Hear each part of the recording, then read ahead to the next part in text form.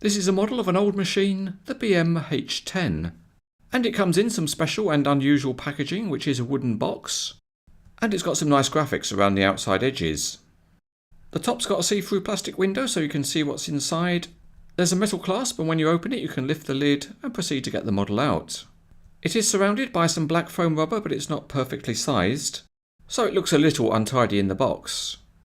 However, with a bit of persuasion the model comes out, and you can see straight away that it's also unusual because it's mounted on a plastic plinth. But if you don't want to show it on the plinth, the good news is that it's removable. There are a couple of long screws which hold the model on, so it's just a job for the screwdriver, and with a bit of wrist action the model's set free.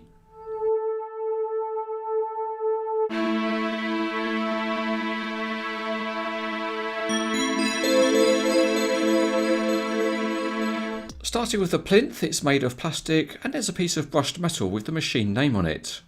Looking underneath the H10, the detailing is simple, but the tyres have a decent tread pattern. They are mounted on decent metal wheels which are held in place by big silver rivets. At the back there's a fluid tank with hoses running to it, and the highlighted bolt heads look good. Silver pipes run to the front and the Belinda Monctel name is written on the side of the engine cover. The cab is simple, reflecting that on the real machine. On the inside the operating levers are modelled, but they're hard to see. The loader arm mechanism is connected with silver rivets, and the bucket is a simple casting.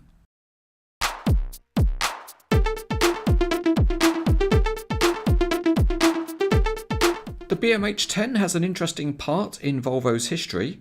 BM stands for Belinda Monctel, and Johann Monctel started his company in 1832. Volvo acquired Belinda Monctel in 1950, and the H10 was its first wheel loader, introduced in 1954. It's based on a modified tractor with the fluid tank, providing a counterweight to the digging machinery at the other end. The controls in the machine were reversed, so that the front of the machine becomes the rear, and the rear becomes the front.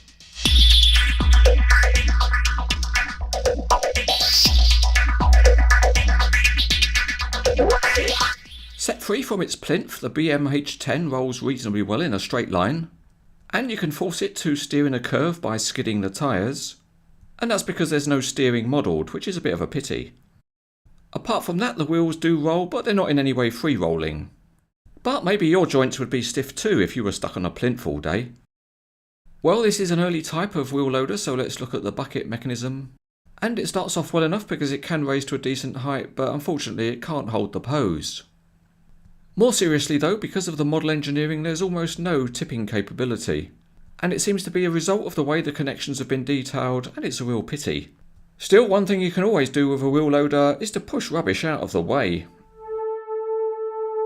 This is quite a nicely presented model with its box and plinth, but perhaps an opportunity has been missed not to include some information about the real machine, and also making sure that the model had some more accurate functionality. If you can accept those issues and want something historic, then it can be recommended.